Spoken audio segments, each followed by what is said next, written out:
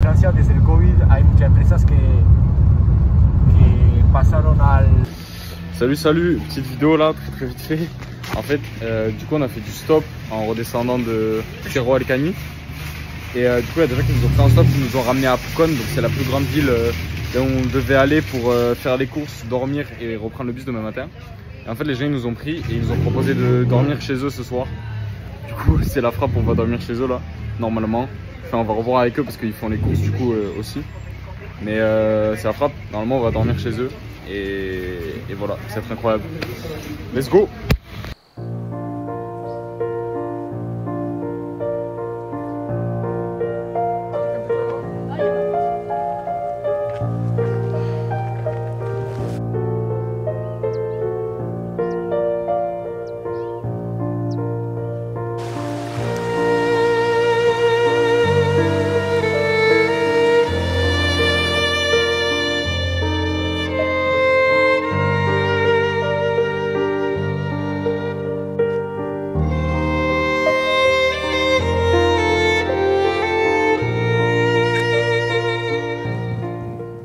De ouf. On est là, on est bien. On se fait accueillir par des gentils gens. Et on profite, nous. C'est pas mal, le Chili. Et vous, ça va? Moi, oui.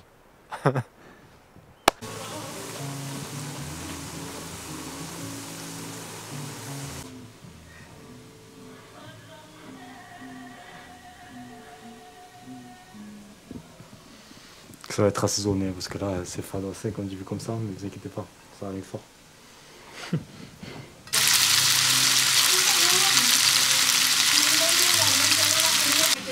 Qu'est-ce qu'on fait ce soir? Pour les régaler, on fait un petit carpaccio de courgettes revisité là. Qu'est-ce qu'on fait pour ce soir pour régaler les autres? Qu'est-ce qu'on fait ce soir pour régaler les autres? Un petit carpaccio de courgettes tranquillou du jardin. Avec des petits alocos, on va revisiter un truc, ça va être sympa. Après, basique, porc caramel, petit riz là, ça va être fantastique, on va se régaler.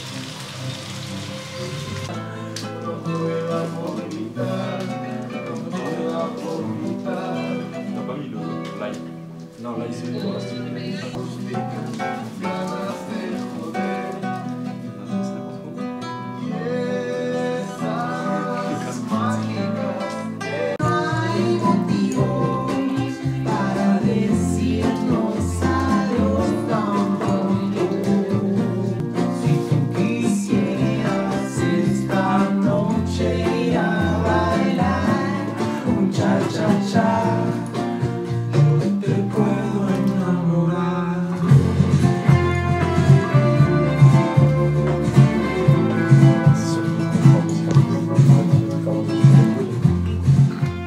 Salut les amis, aujourd'hui on fait un caramel salé chez l'habitant. Pour faire un bon caramel salé, il faut attendre que ton caramel soit mousseux comme ça. Caramel, sucre à sec. Hop, tu fais chauffer la crème à côté pour pas que ça truc. Et là tu le décuis. Pourquoi on fait la crème? Il faut pas que ça fasse des granulés. Attention à pas trop monter. Quand tu mets toujours quelque chose sur le caramel, il faut sortir du feu, sinon ça risque de bouillir. Et je parle combien de fois en stage, j'ai fait sauter le caramel au-dessus de la casserole. Il n'arrive pas à parler parce que ça me rappelle les mauvais souvenirs. Quand t'es là, bah c'est le feu.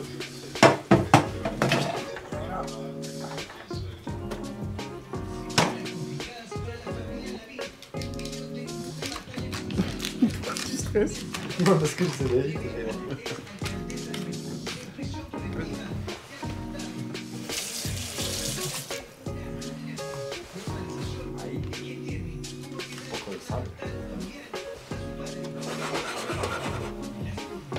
Aïe.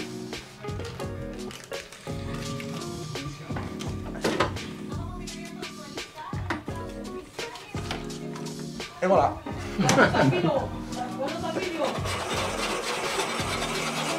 Ok. Voilà. Bonjour, on a 5 heures de bus. Les bus au Chili c'est un peu spécial parce que c'est des limousines. T'es mal à vision panoramique.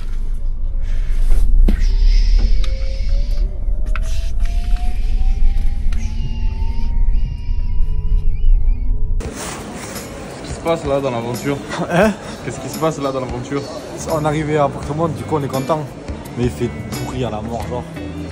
Et par miracle, c'est le jour où on avait prévu de faire quelques petites emplettes sur notre semaine. Donc ça va, on va être à l'ombre. Et enculé, ce qui flotte, c'est sa mère. On va se redresser. J'ai mis une petite capuche sur mon sac à dos. C'est un sac poubelle. Il pleut. Un peu. Voilà. Bah c'est On tout. s'est fait raquette par un SDF, il m'a volé mon père. Ouais. Bah après tu lui as donné de. Enfin, Oui, moi j'ai vu un geste de la main qui était quand même assez prononcé. De quoi? J'ai vu un geste de la main qui était quand même assez prononcé au niveau du don de ta personne. Oui, j'ai donné. Après, il a voulu prendre mon être. Alors, je vous explique. Petite galère là. On arrive du coup au port pour prendre le ferry. Parce que nous avons un ferry à prendre pour continuer notre voyage vers le sud. Et du coup, il y a un mec qui nous a dit ouais, vous allez où et tout. Nous on dit ouais, on va à Chaiten, truc et tout. On a un ferry. Le mec nous dit ouais, tu sais, celui de demain. Comment ça, demain? Et c'est grave le 26 novembre. Quoi, on est un jour à l'avance à Portemont, de la ville la plus éteinte du Chili, peut-être. Ça se met 24 heures de sieste. Let's go! Aïe aïe aïe, je suis déboussolé là. On a choc de ouf là. Là, on a fait une belle connerie là. Allez, bisous! Bon, on est dans le ferry cette fois-ci. On a réussi, on l'a eu au bon moment, à la bonne heure. On est posé dedans là déjà. C'est bien grand, c'est énorme. On a 8 heures de trajet. Je pense qu'on est parti pour bien s'ennuyer. Mais au calme, c'est la vie d'artiste. Yo! Salut! On est sur le ferry. On arrive dans une petite demi-heure. Il fait froid, donc je fais juste une petite vidéo pour vous montrer. Et je rentre vite parce qu'il fait moins 150 milliards. Le ferry, il est immense. Ah, il y a des semi-remorques sur le bateau et il n'y en a pas qu'un. Et les amis, c'est bon, on est sorti du ferry il y a demi-heure, 45 minutes je pense. On a fait charger un peu les téléphones. Et c'est le début de l'aventure. Là on part sur les premiers kilomètres à pied. Bon, je vous dois quelques explications parce que là ce qui est en train de se passer est incroyable. À l'instant où Kepa il éteint la caméra, il y a deux gars qui marchent, qui nous appellent et qui nous disent ouais, est-ce que vous voulez qu'on vous prenne et tout, parce qu'ils ont vu qu'on avait les sacs à dos machin. Ils nous disent ouais, on va à Chaiten, est-ce que vous voulez qu'on vous prenne et tout. De base on voulait marcher, mais du coup on est allé avec eux. Et en fait on a parlé avec le gars, là on s'est arrêté, il nous fait faire une balade dans Chaiten. Il a dit ouais, je vous explique l'histoire de Chaiten, truc et tout. Et après il nous amène là où on voulait dormir ce soir, parce qu'il y va aussi, il passe par là-bas. Du coup on y va, du coup c'est la frappe, genre vraiment. Le mec, on n'a même pas demandé, c'est eux, ils sont venus vers nous. Ils nous font guide touristique et ils nous amènent là où on veut dormir ce soir. C'est exceptionnel ce qui se passe.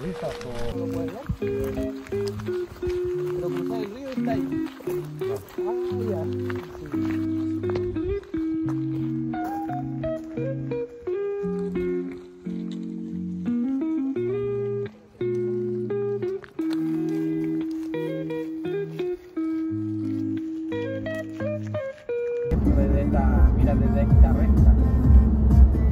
Se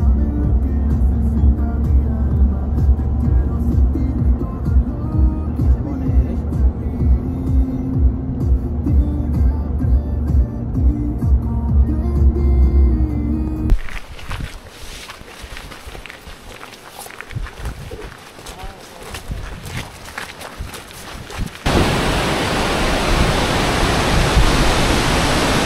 Bon, nous avons marché depuis un petit village là où nous avons été déposés en stop. On vient de trouver sur le bord de la route une petite cabane avec écrit lieu de repos. Et en fait c'est gratuit. Et il y a tout un parc aussi là à l'intérieur qui est gratuit avec la rivière, tout ça. Ça s'appelle Parque Los Ríos Free, comme vous pouvez le voir. Et du coup c'est cool, je pense qu'on va se poser là pour la nuit parce que dans tous les cas on avait l'intention de dormir aux alentours du village. Donc on va se poser par là. Et en vrai c'est carré, on a bien avancé aujourd'hui. On a en tout 420 km à faire de là où on était ce matin, donc de Chaiten jusqu'à Coyhaique, là où on va prendre l'avion. Et on en a fait On a déjà fait 75 par là en voiture en stop.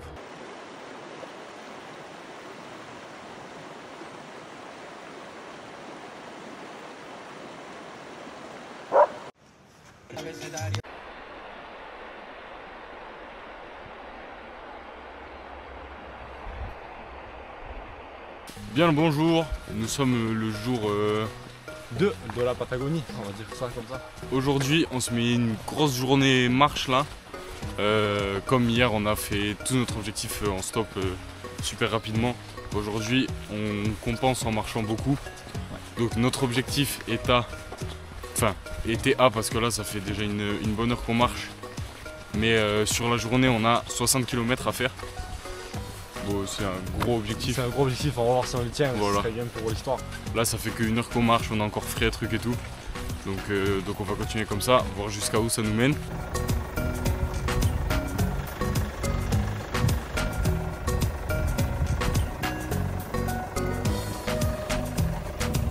Check ça, le Mirador. Hop, salut les amis. Petit check-up de la journée de marche, on va dire 60 bornes à pied. Devinez quoi? On a fait 20 et là on en a eu marre. Non, on n'avait pas marre. En fait, on était déter à faire les 60. Impossible de faire 60. Donc qu'est-ce qui s'est passé dans cette journée? On a croisé un monsieur qui marchait à contresens. On a parlé avec lui. Il nous a dit que ça faisait 22 jours qu'il faisait 40 bornes par jour. 22 jours qu'il marchait et chaque jour il faisait 40 bornes par jour. Genre on ne faisait pas les tiers à côté. Et il nous a dit, je vais à Santiago, petite map, là, vite fait là, pour vous expliquer c'est où, à peu près. Il y a 2000 de bornes. Et on lui a dit, tu fais pas de stop? Il a dit, non, j'ai le temps.